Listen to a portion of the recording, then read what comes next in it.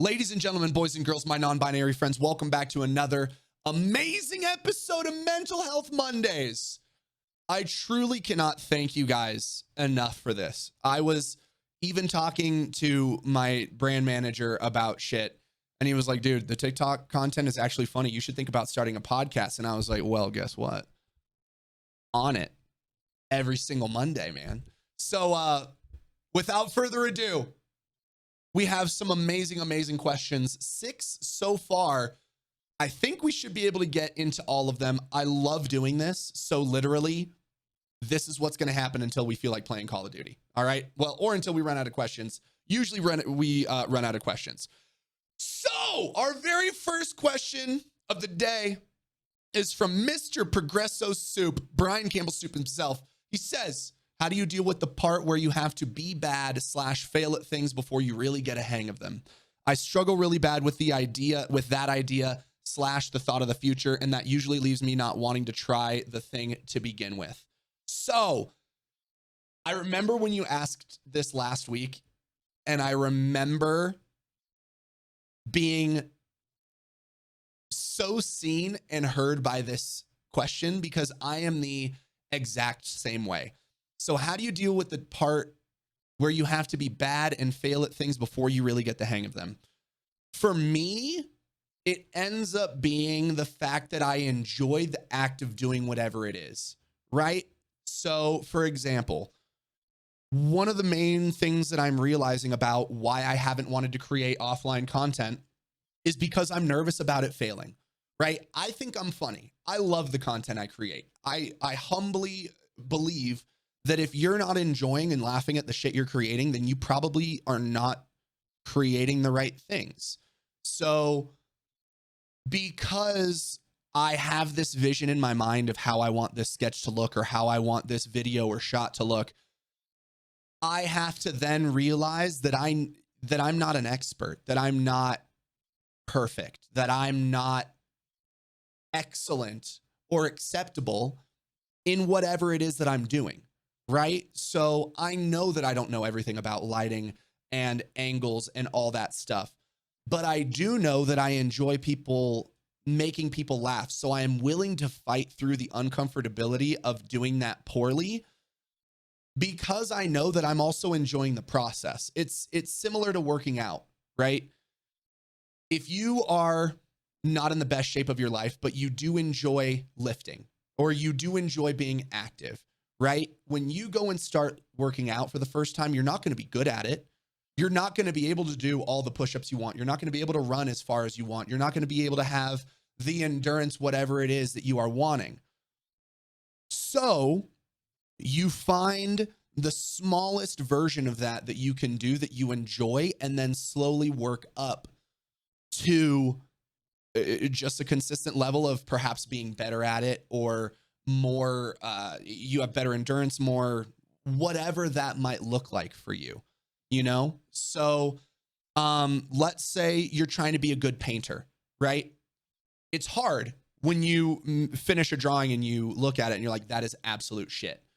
So what I would recommend, and this is what I would recommend, is stop focusing on the end result. Focus on the act of doing and being in the moment with whatever it is that you're trying to get better at. And I think if you can fall in love with the act of doing, it then becomes less important on how it turns out. But when you fall in love with the process, you want to do the process more. So if you're doing the process more, then that means that the end result is only going to get better, right? So you have to accept that you're not going to be good or that the end result is not going to be what you want it to be.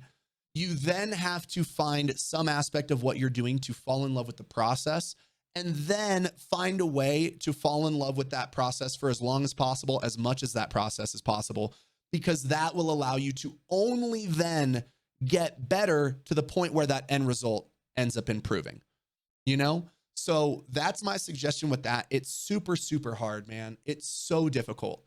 It's so difficult.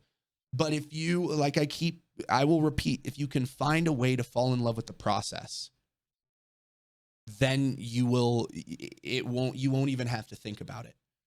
So That's what I got for that. I hope that one helped. And dude, I appreciate you and I thank you for that question. All right. Next one we have from Mr. Blakely. Blakely says, so my little brother is getting married this weekend, and although I'm not the best man, I am a groomsman. Basically, what it boils down to is I sort of feel guilty that I didn't try harder to make it seem like I wanted to help make it special. We ended up not planning a bachelor party or anything, and in my head, it's because I didn't like to plan. I didn't set the plan into action and request a venue or whatever. Anyways, I was super anxious just about having to go to a formal wedding in general, let alone try and plan a bachelor party or something with your brother's friends. And then my brain tells me, why would it be an obligation to plan any of this? I'm stressed enough just trying to buy the outfit for it. I don't know, just an internal conflict of not my problem and feeling bad about it.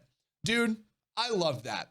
And I know there wasn't a question in this, but I can understand how many people get pressured into this stuff, man. They become the best man. They become X, Y, or Z, and they then have all this pressure to do certain things. And here's my complete belief.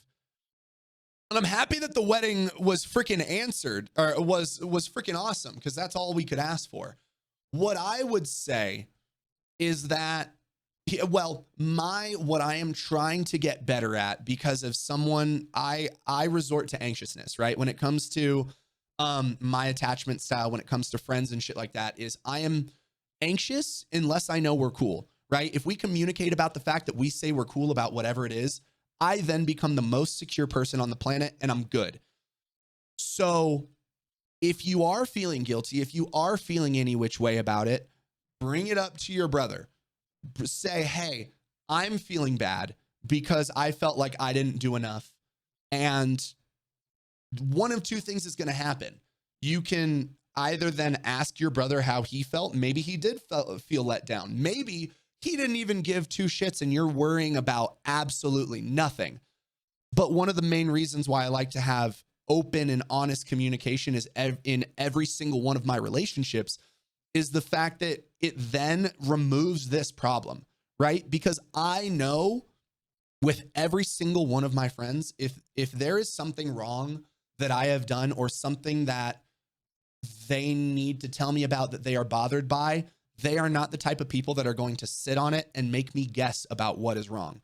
They are going to say, dude, when you did that, it bothered me, or you not doing this, or blah, blah, blah, blah, blah, bothered me. So then I'm not stuck there worrying about something that I don't know if I should even be worried over. So bring it up to the brother, bring it up to your brother. You're like, hey, dude, I know that there's usually, I'm feeling guilty about the wedding. I don't know what you were expecting, what you are not, but, and here's the thing.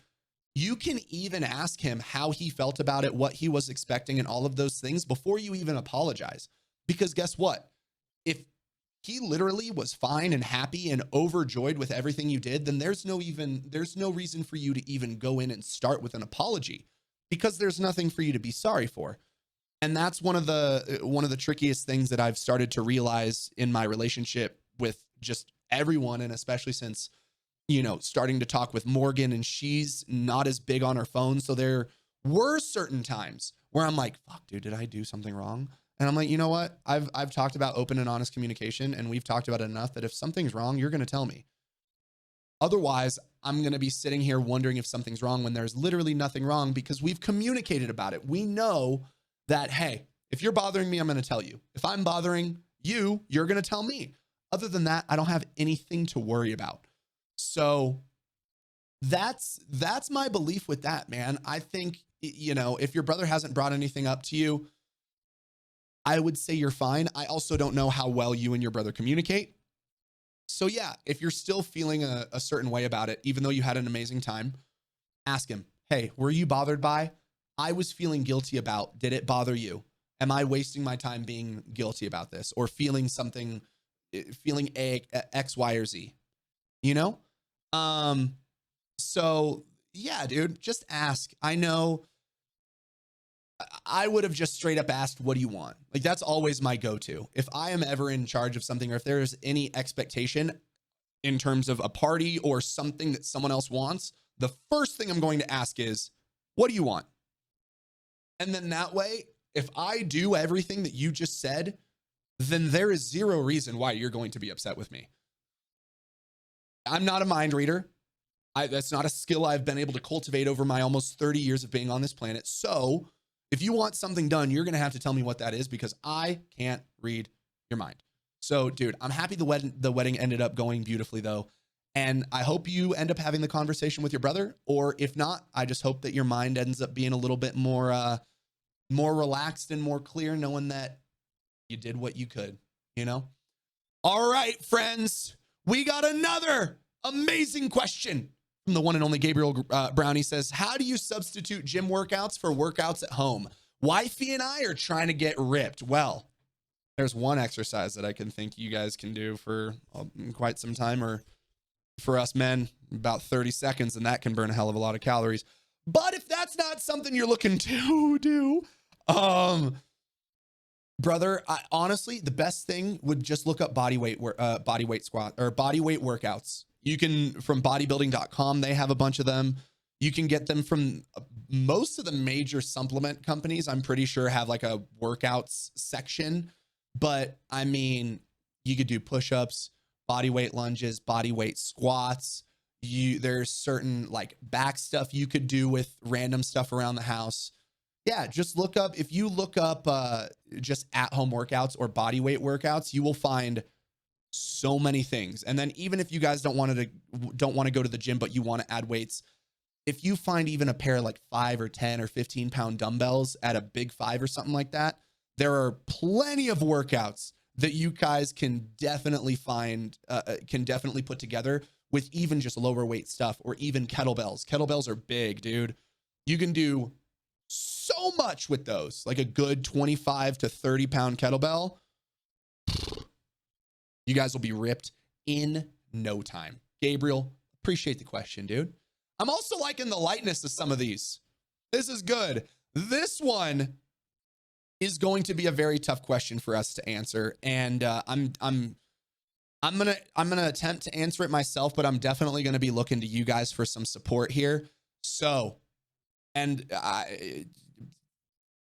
we're not saying who asked the question, but I'm very sorry that I just want to predicate that I'm very sorry you're having to go through this, and know that the community has your back, and we love you, and we're going to support you in any way we can. So I have it under very good authority that my wife has been cheating on me for the past 4 months. I have no tangible proof, but I trust the person that told me with their life and with your kids' lives. I don't know how to confront this, but since I've learned this, everything makes sense now. Her behavior, her being secretive, her changing her phone password and removing your Face ID. I don't know what to do. I have time to figure it out, as she is on a work trip in Nevada for 3 weeks.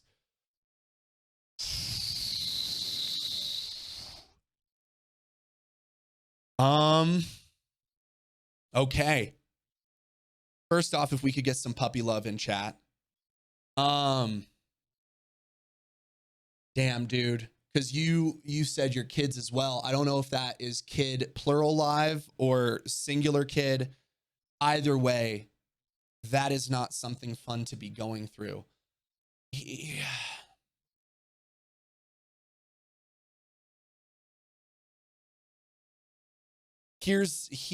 I will give you, like I say in the freaking questionnaire, I'm not an expert. This should not be deemed expert advice. I'm not a marriage counselor. I'm not a family counselor. I'm not anything. I'm a dude in front of a computer who's learned some things and has some opinions on stuff. Without knowing the entire situation, because I feel like it's very predicated on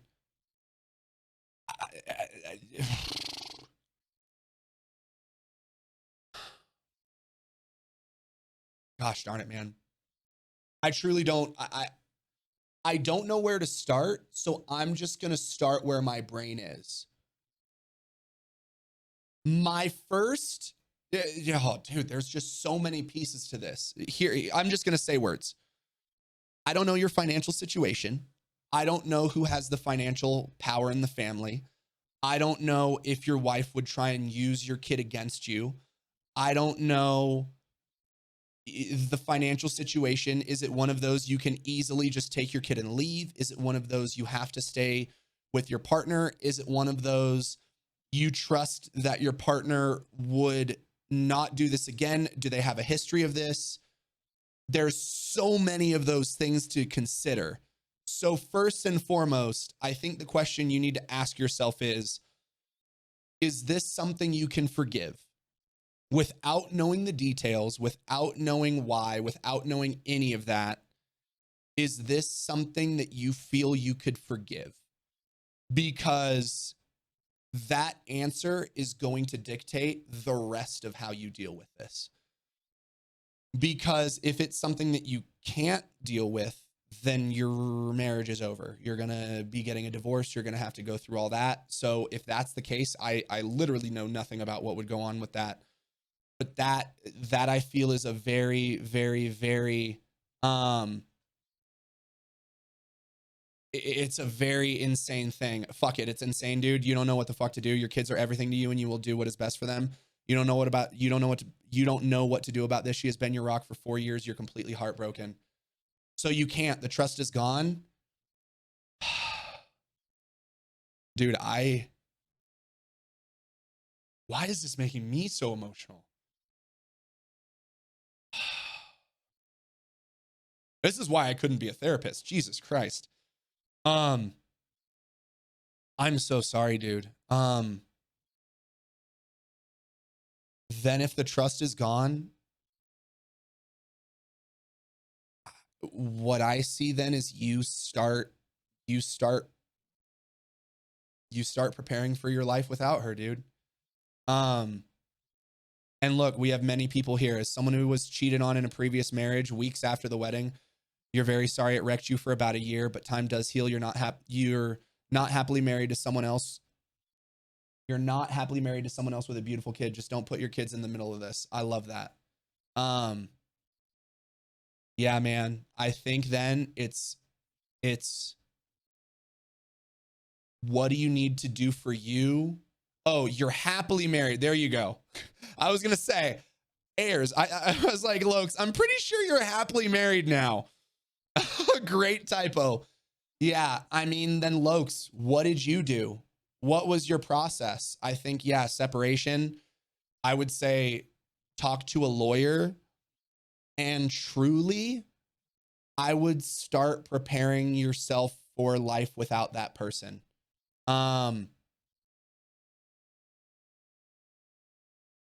Yeah, also, only advice that you said, you do what's best for your kids. They sense moods and things are wrong. Don't drag it on. Don't lie to them. Also, if that's something that, as someone who doesn't have kids, but as someone who wasn't told everything as a child, despite knowing that things were off, talk to them, dude. When it comes to actually, mentioning what your wife has done, or to the extent that is going to be on you. I don't know how old your kids are. I don't know any of that. But even if you want to predicate it with things are going on between me and mom, it's not looking good. And then just being there to be able to talk to them. They're 3 and 1. Okay. So they're not going to understand a lot of it. But again, I would at least, smoked a whole lot of weed. That'll do it. Yeah. I would look and start getting yourself ready to be single. I would, yeah, like they said, talk to a lawyer. I would start, maybe even get track of what is yours around the house, start figuring out just those logistics, but really put the focus on you and your kids and just love the shit out of them. Love the shit out of yourself. No, please know that it wasn't your fault. Know that people do dumb shit, even to those that they love the most in the world. Know that you have a community here. I don't know about your friend life, but I guarantee you, if you got some solid friends, they got your back as well. I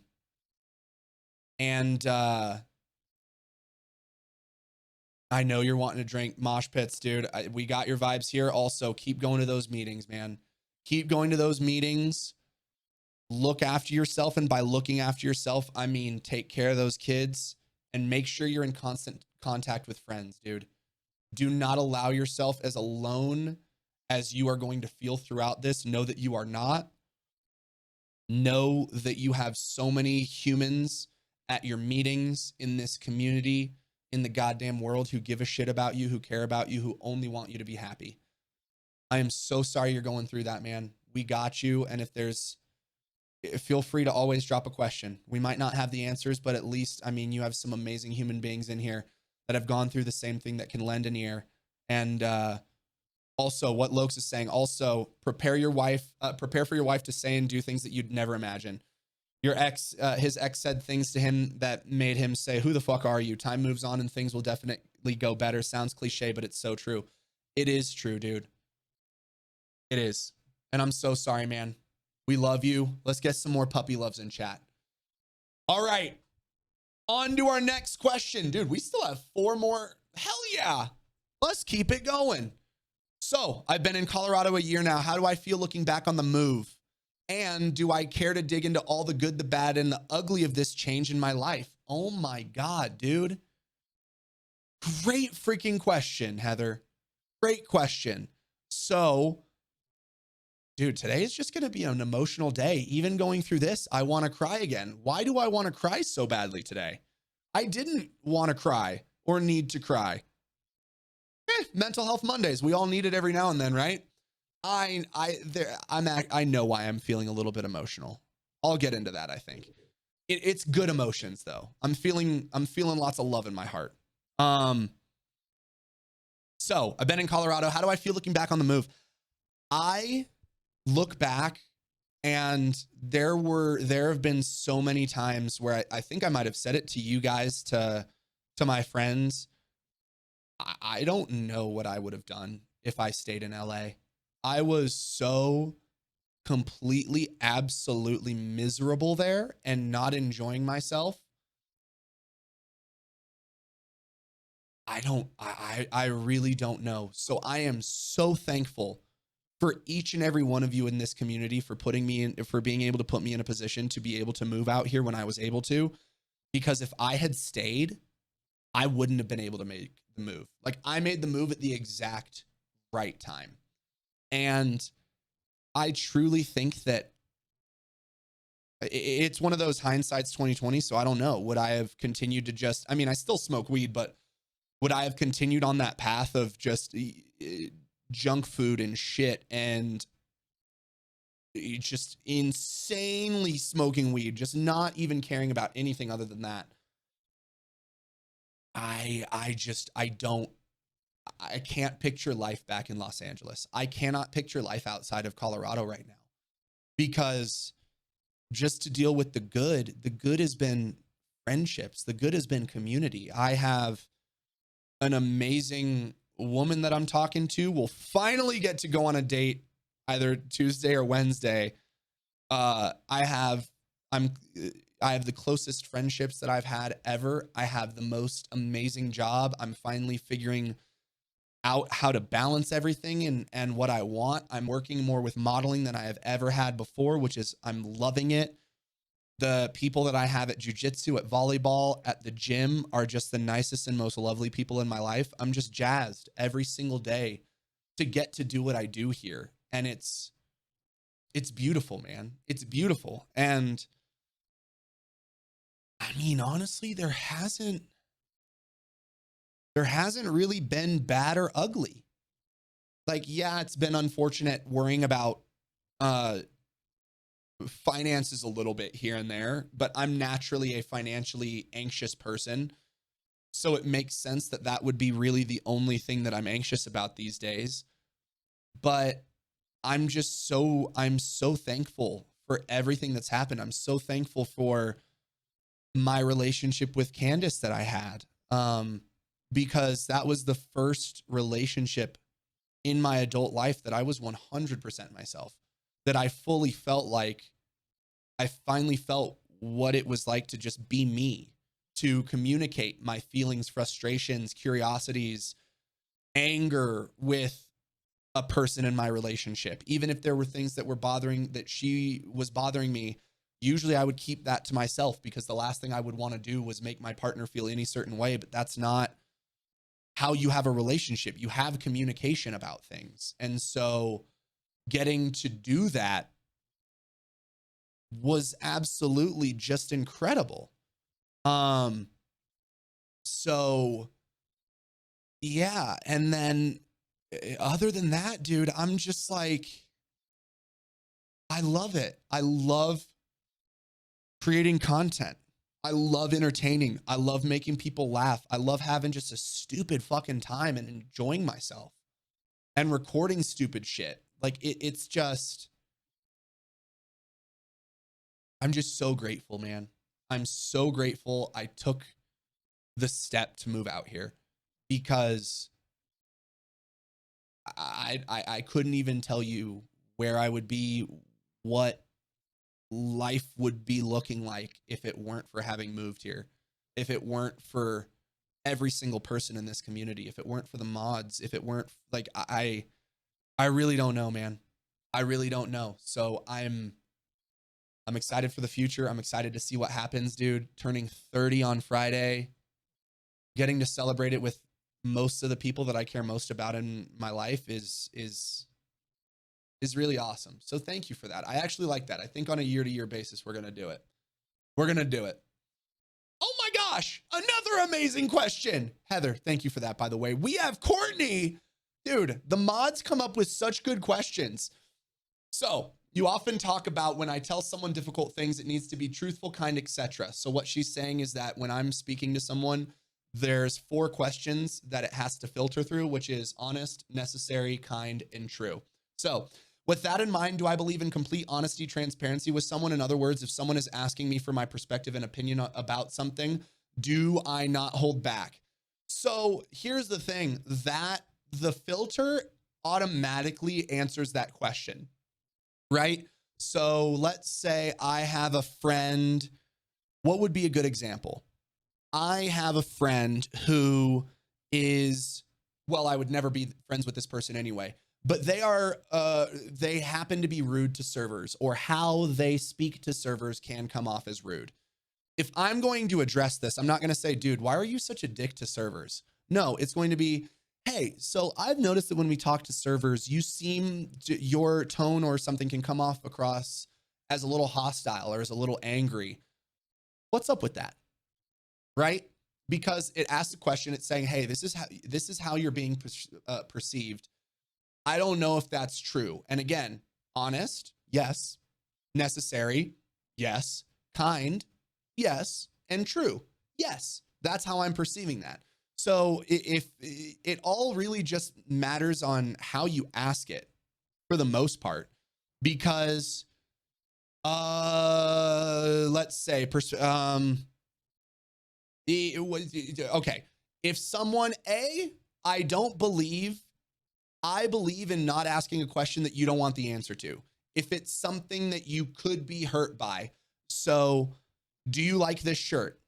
Does this shirt look good on me? No. My preference is that shirt does not make you look good.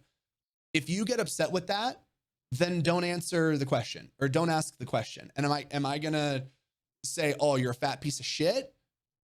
No, that's not how it's going to go, but just ask grit.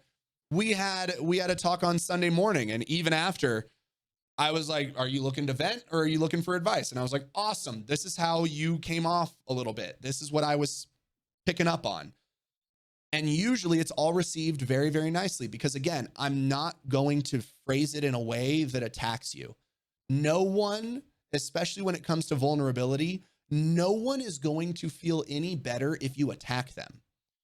So you have to go within your own brain, figure out what the issue is, and then realize, is this something I want to bring up to them? There's certain things that I just won't bring up. Like if there's something that it's like they have to change themselves, or so for example, there's a certain person in my life, and who I was friends with for a little bit, and I don't talk to them anymore. That I didn't like their voice. But that's not something that I'm going to bring up to them because it's something they can't change. It's something that is only going to hurt them, make them self-conscious, and not something actionable. I think that's a big part, is what you have to be talking about. There has to be some sort of action that you can take, right?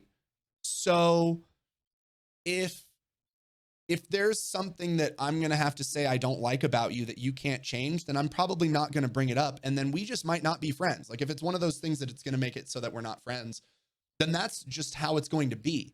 But if there's something that's actionable that I feel like doesn't make one change who they are as a person, and they are asking for that feedback or something like that, then that is, I have no problem giving that feedback.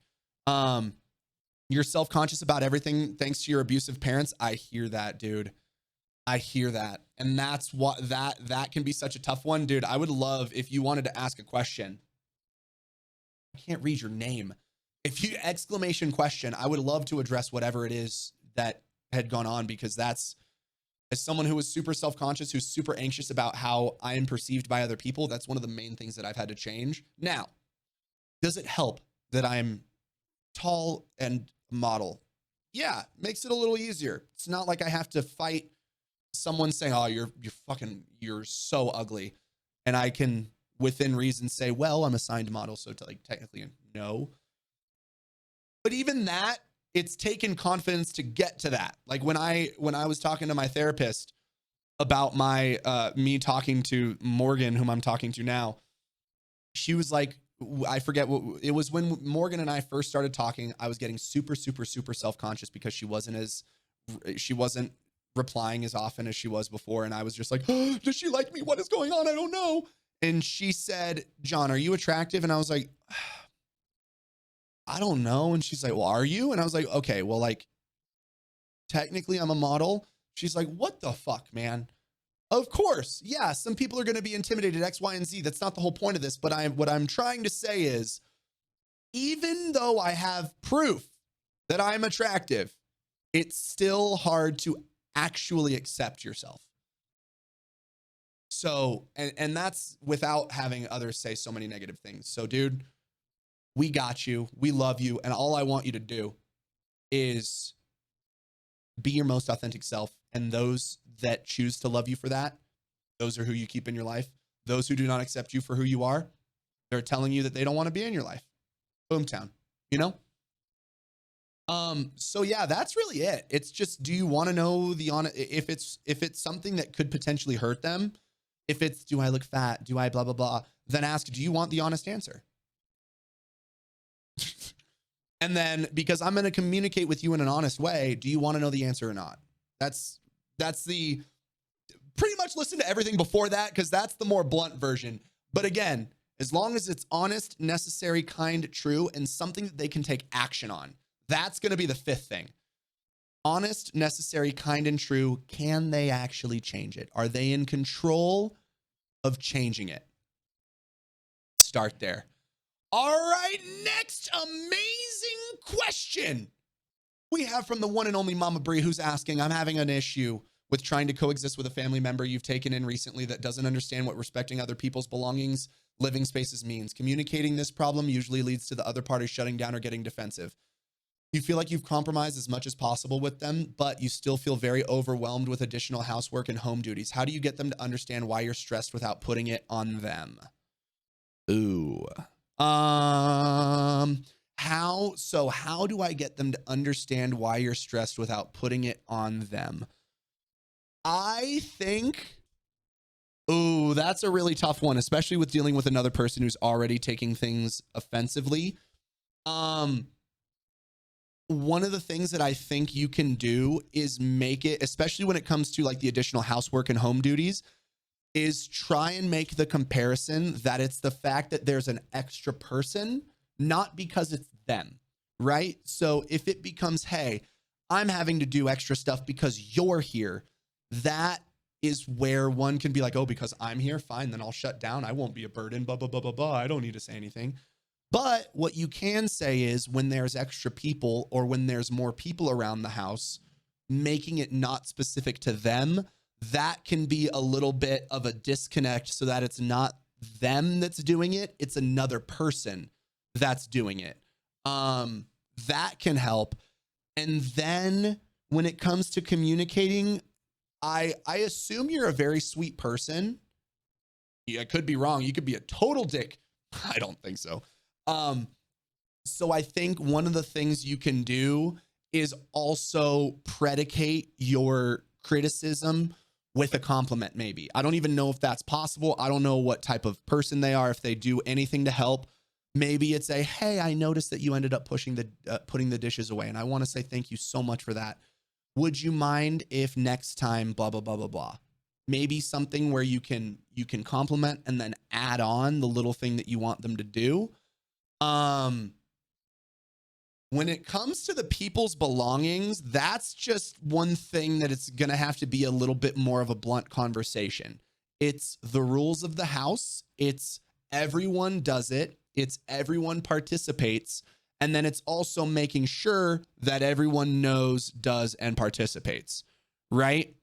Yeah, exactly. If they think they're the burden, then they think they're the burden. Like, also throwing in those I feel statements. Oh, compliment sandwiches are not your style. Well, guess what? You're going to have to learn, because not everyone is going to be receptive. And this is also the thing.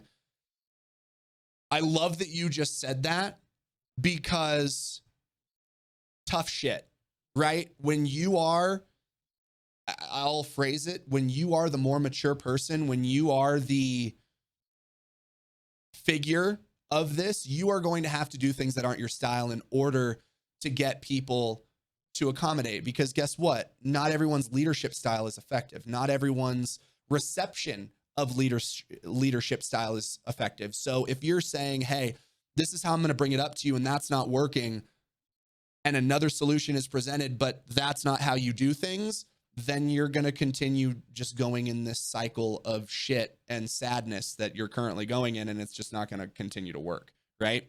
So you have to go a little bit out of your way to try and make them feel a little bit better and compliment or do that in order to make them a little bit more receptive. And I love what Courtney just said. Sometimes growth on our part is necessary to facilitate the change we need in others. And I can tell you that that is what I'm going through right now, because in a different way, how I am in relationships is the second I find someone that I'm attracted to and we actually get on pretty well, I want to drop everything in my life and spend time with them. Right now, that is how I do things. But with Morgan, we have been talking for over a month, almost a month and a half, and we have yet to meet in person. We FaceTime multiple times a day, communicate every day, and yet that hasn't happened. Now, I could say, oh, this doesn't work. I need that instant gratification. This isn't fun. I haven't met her yet. Bullshit. And I can just give up on this amazing human being because I want something else that's a little bit more effective. If you want something to work, sometimes you're going to have to grow. Sometimes you're going to have to make the difficult decisions. Sometimes you're going to have to be patient for another person, for yourself, whatever it might be, in order to get what you want. So that is going to be tough, but I feel like if you can find a way to communicate, and with this person, you're going to have to be very soft, very kind, and make sure everything is honest, necessary, kind, and true. Emphasis on the kind. Then I feel like you're going to be able to get somewhere. But if they are continuing to be made to feel like a burden, they are just going to continue to feel like that. So until you alleviate that from them in some way, most of it's going to be on them, but it's also on you. That's what you got to do.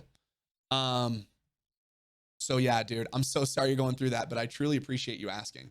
Oh my gosh, Heather wants to know, what do I do on the days where my mental health gets to me? You've just lately been feeling really low mentally, and you've been trying to get out of the funk with looking at positive affirmation and motivational videos, and you still seem a bit low. I love that. So, well, I don't love that you're not feeling down. I'm sorry that you're feeling down. I do love that you've been trying to watch the positive affirmation and motivational videos. One thing for me is like those don't work for me that often. I'm not a big I actually cringe for the most part at those motivational videos of those get up and do something or you're strong or whatever, just because that's not how my brain works. Um so what do I do on the days where my mental health gets to me? I'm still bad at doing the things that I know I need to do, but I go to my list. I still have the physical list, but I go to my feel good list. And my feel good list isn't necessarily things that I feel good doing in the moment. It's things that I enjoy doing that make me feel good after. Right? So if I can actually, I'm pretty sure I even have the list still on here. Yeah, I have my oh no, that's my to do today. Yeah. So my to do today is when if there's something that I need to check off, I have journal my feelings. I have two different books that I have to read. I have stretch, jujitsu, another book, learn Spanish, learn ASL, practice aim trainer, meditate, take a walk, take a drive, listen to a podcast. And so I just go to that list. I also make sure that I go to the gym or I do something physically active. I will I'll usually try and reach out to a friend if it's that sort of thing. I'll try and talk to Schaefer, Dom, Shelly, one of those kids, and just talk it out if I'm feeling like that. Otherwise, gym, jujitsu, stretch, really getting in my body. Breath work has been beautiful, especially while I've been walking. It's yeah, that's probably it. Just reminding myself of the things that I love doing and really making an effort to do those things. The gym is number one for me. I would say playing with Nugget has also helped because that Nugget and puppies doing that sort of stuff gets me out of my head. I think some of the things that help the most can be the things that get you out of your head and get you the most present. So if you're the type of person who, when you're reading, your mind is all over the place, probably not going to be the best thing for you. But if there's something you can do that takes your full focus, maybe it's like needlepoint or something where it's like you have to be present with everything that's going on, that usually is the best for my brain. Jiu-jitsu truly ends up being, the jiu-jitsu and the sauna usually end up being number one for that sort of mental relief, especially jiu-jitsu, because there's literally no place that I can focus on except for what's in front of me. Like maybe I can look up and see if someone else is doing another roll and I'm like, oh, that was cool.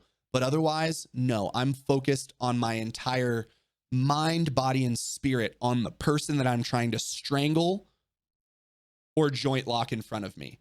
And that is amazing. Like I can remember, oh dude, it was Saturday, not this past Saturday, but the Saturday before. Got to jiu-jitsu, had a little bit of salad, which before jiu-jitsu is amazing. And there was a roll where there were no thoughts in my brain. My eyes were closed and it was just the most present I had felt in a long time. There was nothing else in the world. No angst, depression, worry other than what is happening in front of me. And so I think if you can get to that, if you can find that thing, that helps so much. So much. So, yeah, that's what I would say with that. And y'all, I think with that being said, we just might have finished our Mental Health Monday. So y'all, thank you guys for tuning in with this. I truly appreciate you. Don't worry, TikTok. We are going to end, but I'm going to come back because we're going to be switching over to Call of Duty. All right.